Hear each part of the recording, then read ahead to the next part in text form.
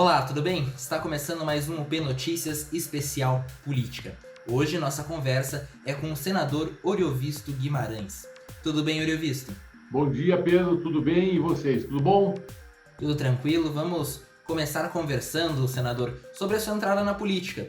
Aconteceu aí na última eleição para o Senado, em uma eleição que as pesquisas não apontavam para a sua eleição, até você já comentou outras vezes, né, que segundo a pesquisa você não entraria, e chegou no dia foi o senador eleito com mais votos aqui no Paraná. Como que foi todo esse processo?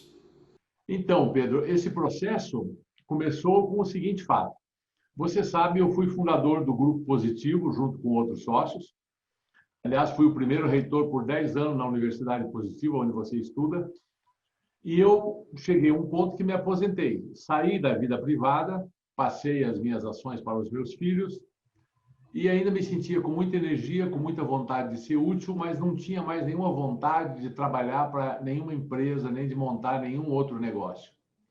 E resolvi que era hora de tentar ajudar o Brasil de forma desinteressada. E sem pretender também fazer carreira política, porque nem tenho mais idade para fazer carreira política, não é? E eu quis me candidatar, na verdade, para poder usar o horário eleitoral gratuito para colocar algumas ideias a respeito do nosso país, a respeito das reformas que eu acho que precisam ser feitas no nosso país, para que ele volte a ser um país que cresce, um país ético, um país em que a gente tem orgulho de ser brasileiro.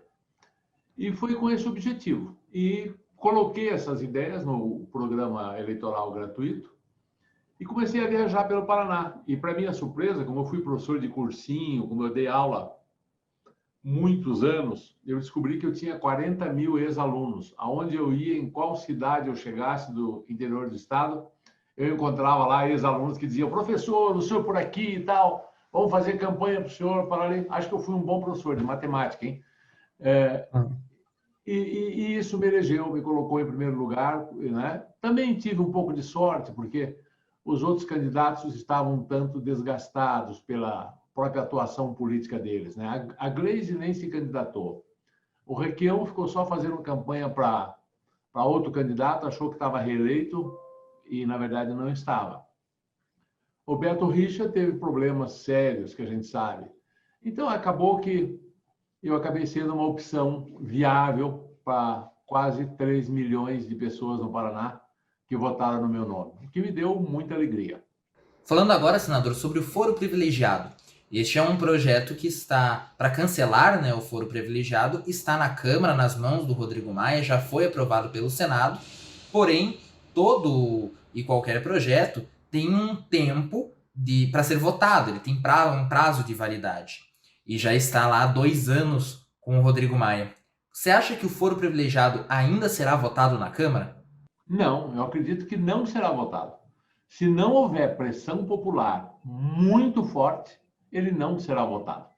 Mas já fazem 2 anos que está lá parado. Não é? Já poderia ter sido votado desde que chegou lá. Um mês depois poderia ter sido votado. Fazem mais de 2 anos que está lá, paradinho. E em relação com a prisão em segunda instância, ela teve essa variação, né?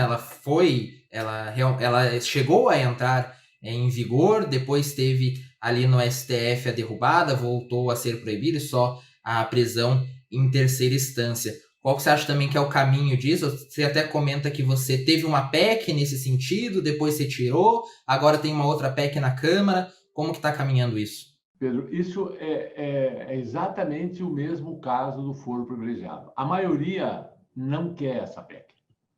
Então, eles usam desculpas. Por exemplo, eu tinha uma PEC que estava pronta, instituindo, colocando na Constituição, PEC número 5 de 2019. Logo que eu entrei, eu já fiz essa PEC. Tinha sido aprovada na Comissão de Constituição e Justiça, estava pronta para ser votada. O Sérgio Moro ainda era ministro da Justiça. Aí o presidente do Senado, Davi Alcolumbre, a Simone Tebet, que era presidente da Comissão de Constituição e Justiça, ainda é. E mais uma série de senadores argumentaram para mim o seguinte: olha, uma PEC tem que ter 2/3 dos votos, é mais complicado, um projeto de lei aprova com minoria, é mais fácil de aprovar no Senado e na Câmara.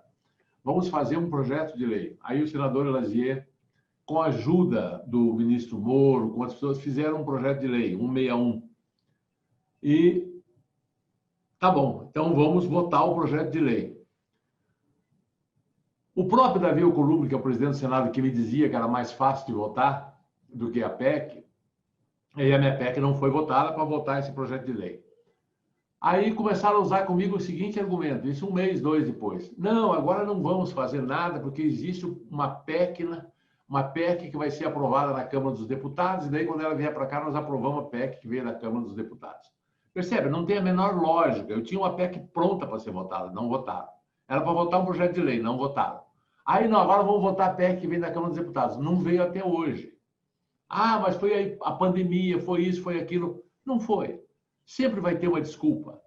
A maioria não quer a prisão em segunda instância. Eles preferem que isso se prorrogue ad infinito, né? O PT é o único partido que tem a coragem de admitir que não quer a prisão em segunda instância. Os outros partidos, nenhum tem coragem. Todos dizem que querem, mas na verdade não querem. Porque se quisesse, já estava aprovada também, né? Então, é isso que eu digo. A população tem que olhar quem é que está mentindo e não eleger mais essas pessoas. Agora falando ali mais diretamente do partido, do Podemos e também da relação com o Álvaro. Mesmo dentro de um partido, a gente vê várias visões diferentes e até votos diferentes. Duas votações recentes, uma do ajuste do salário dos servidores públicos, outra da taxação da cobrança dos juros do cartão de crédito. Foram duas votações que você votou contra o líder do governo. Então tem essa o líder do Podemos. Então tem essa liberdade dentro do partido para votar a favor ou contra cada PEC, cada projeto. E eu gostaria que você falasse um pouco de como essa relação, como essa conversa dentro do Podemos. Então, o Podemos é um partido bastante democrático. O que a gente tem que nos une de uma maneira muito clara é a pauta ética. Todos no Podemos querem, por exemplo, o fim do foro privilegiado. O projeto, aliás, foi do Álvaro Dias, lá no Senado. Todos no Podemos querem a prisão em segunda instância. E todos no Podemos apoiaram sempre a Lava Jato, o juiz Sérgio Moro, e todos combatem muito a corrupção. Isso é o que nos une de verdade. Nesse ponto, eu não tenho nenhuma divergência, nem com o Álvaro Dias, nem com mais ninguém.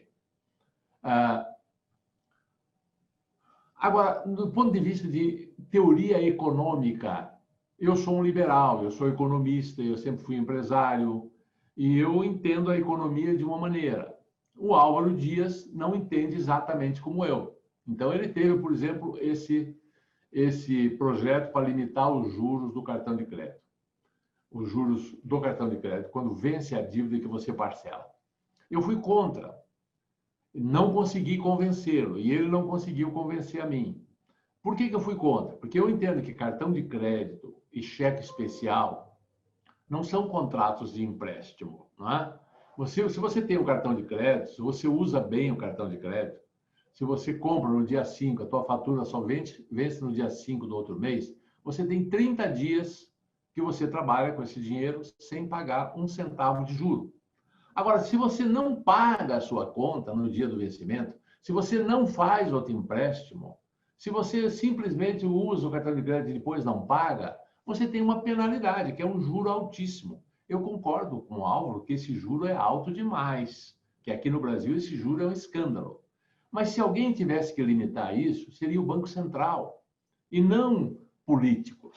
Essa interferência da política na economia é muito ruim. Sinaliza para o mercado uma insegurança jurídica. E foi por isso que eu votei contra esse projeto. A questão do salário dos funcionários públicos, a mim me pareceu evidente. Todo mundo está dando uma contribuição na pandemia. Muita gente perdendo emprego, muita gente nem falar em aumento, as empresas estão todas quase que quebrando. E aí, o setor público, ninguém perdeu emprego, porque lá tem estabilidade. Não é? Mas não é hora de dar aumento para ninguém, com uma inflação baixíssima como nós estamos também. Então, eu achei que era uma coisa muito certa. E, aliás, muitos funcionários públicos me passaram o WhatsApp me parabenizando, dizendo que concordavam comigo, que ele era funcionário público e que entendia que também que tinha que dar uma contribuição, que ia ficar sem reajuste até o final do ano que vem, que não é nada demais. Outras pessoas não entenderam assim, porque tinham compromissos com corporações ou com situações específicas, eu respeito a posição dos outros, não é? E o governo também agiu muito mal nesse veto, viu? O governo não soube explicar para as pessoas o que ele estava querendo. E agora também teve a entrada do Flávio Arnes no Podemos. Então o Paraná tem 3 senadores do Podemos: Álvaro Dias, Oriovisto Guimarães e Flávio Arnes. Já foi desde o início, mesmo com o Flávio no Rede, discutido muito e levantado muito a ideia de diálogo entre os 3 senadores do Paraná. Até se dizia que de uma forma que não tinha acontecido antes, agora teria o diálogo entre os 3 senadores do estado. Mas isso se potencializa agora que os 3 estão no mesmo partido? Você sabe que se eu tivesse que fazer uma relação de causa e efeito, eu diria para você o seguinte, que a entrada do Flávio Arnes no Podemos teve como causa o nosso bom entendimento. Porque desde que assumimos, eu e o Flávio fomos eleitos juntos, já éramos amigos do Álvaro Dias, antes de sermos eleitos, e sempre tivemos um ótimo entendimento. E esse entendimento foi tão bom que o Flávio resolveu vir para o Podemos. Então, eu acho que não se pode melhorar aquilo que já está ótimo, né? Isso só é mais uma confirmação do nosso entendimento. E sempre, sempre, em qualquer situação, nós vamos estar defendendo o Estado do Paraná. Mesmo que daqui a pouco não seja mais o Ratinho o governador, seja outro, seja quem for. Lá a gente representa o Estado do Paraná. Tem as grandes pautas nacionais que a gente tem que discutir, como essa questão que eu estava te falando, como o Fundeb, como questões nacionais que o Senado tem que aprovar, mas tem pauta específica de interesse do Estado do Paraná. Nós podemos discordar entre nós de algumas pautas, mas no que diz respeito a defender os interesses do Estado do Paraná, isso não acontece mais. E isso no passado acontecia, porque quando eram outros senadores, eles tinham divergência com o governador, daí votavam contra, por exemplo, um contrato de empréstimo com aval do governo central para o Paraná. Isso é um absurdo, né? Colocar a política na frente dos interesses do Estado. Isso nós não faremos nunca. Essa é a novidade desses 3 senadores. Defender o Estado sempre. Agora, para a gente encerrar, senador, gostaria que você complementasse a questão da reforma tributária, como que ela está funcionando, os benefícios, os malefícios, qual que é a sua visão? Eu faço parte da comissão mista de deputados e senadores que estão discutindo a reforma tributária. Pedro, esse assunto é um assunto difícil, é um assunto complexo. Você tem 3 tipos de tributação hoje. Você tem a tributação dos municípios, os estados e a tributação do governo federal. Então, são 3 entes que cobram impostos de nós. Não é? E, na verdade, os impostos que são cobrados no nosso país são uma coxa de retalho. Eles vêm aumentando, seguidamente aumentando, nas últimas décadas. Me lembro que no tempo de Fernando Henrique, do primeiro mandato dele, era em torno de 18% a carga tributária. Hoje ela está em 33% do PIB. Não é? Isso porque é efetivamente arrecadado, porque em termos de taxas é maior do que 45%. Agora, com muita gente sonega, entra na justiça e tal, o efetivamente arrecadado é 33%. O governo tem uma máquina enorme, gasta todo esse dinheiro com a própria máquina, não sobra dinheiro para pagar a dívida, nós temos uma dívida galopante, agora com a pandemia essa dívida aumentou ainda muito mais, nós devemos chegar ao ano com uma dívida interna próxima de 100% do PIB, e existem hoje 3 ideias sobre a reforma tributária que coincidem em algum ponto. Existe uma reforma já de um bom tempo que está lá, feita pelo deputado Raul, que é aqui de Londrina, que é uma pessoa muito competente, conhece muito tributo, foi secretário da Fazenda do Paraná, sempre trabalhou com isso ao longo da vida, já está de cabelo branco como eu, e é um especialista no assunto. A reforma do Raul eu acho muito boa. Tem, basicamente, ele simplifica a vida. Nós não vamos conseguir diminuir a carga tributária, mas nós podemos simplificar os tributos. Ao invés de você recolher 10, 20 impostos, vai recolher 3 ou 4 no máximo e vai ser mais fácil para você pagar esses impostos. E as empresas não vão precisar de tanta gente para ficar só administrando, fazendo planejamento tributário. Que é o que acontece nos outros países. A ideia básica dele é juntar 8 impostos, ele quer juntar em um só. Ele quer juntar o ICMS, o ISS, o IPI, o PIS, o COFINS, uma série de impostos no imposto chamado Imposto sobre Bens e Serviços, que é o mesmo imposto que usa a União Europeia, que é um nome novo para o IVA. O IVA era mais conhecido, Imposto sobre Valor Agregado. Além desse, existiria ainda o imposto de renda, existiria ainda o IPVA para carros e outros veículos, e existiria ainda o imposto sobre propriedade. Basicamente, a ideia é tributar renda, propriedade, mas simplificar isso, né? Simplificar. E fazer um imposto que seja mais progressivo, cobrar mais de quem ganha mais, cobrar menos de quem ganha menos. Bom, existe uma outra reforma que é do Baleia Rossi, que está lá na Câmara, que é muito semelhante à do Hawley, muito semelhante. Uma é a 110, outra é a 45. Nessa comissão se trabalha para juntar essas duas, a gente até brinca que seria a 155, ou seja, 110 mais 45. E há um terceiro ente nessa brincadeira aí, que é o governo federal. O Ministério da Economia, Pedro, ele tem os melhores técnicos em tributação do Brasil. Ele tem gente especialista em impostos da União Europeia, ele tem gente especialista no sistema tributário americano, ele tem todos os dados e todos os computadores na mão, ele tem a Receita Federal na mão. O governo federal não pode ficar ausente dessa discussão. E o Paulo Guedes, que é uma pessoa que eu admiro e que eu converso muito bem, que é meu amigo, eu já disse para ele 500 vezes: você tem que mandar um projeto de reforma tributária. O governo tem que dizer o que pensa. E o governo não diz. O governo está quieto. Isso é terrível, porque ele manda fatiado. É como se você escrevesse um livro e escrevesse um capítulo por mês. Eu não consigo ler o teu livro, porque você só escreve um capítulo. Aí ele mandou um imposto que é um imposto sobre bens e serviços, também unindo só 3 impostos, o PIS, o COFINS e alguma coisa assim. Não pode, o governo tem que mandar o projeto inteiro. Daí ele falou naquele imposto sobre transações financeiras, que é, de certa forma, uma volta do CPMF. Ninguém aceita.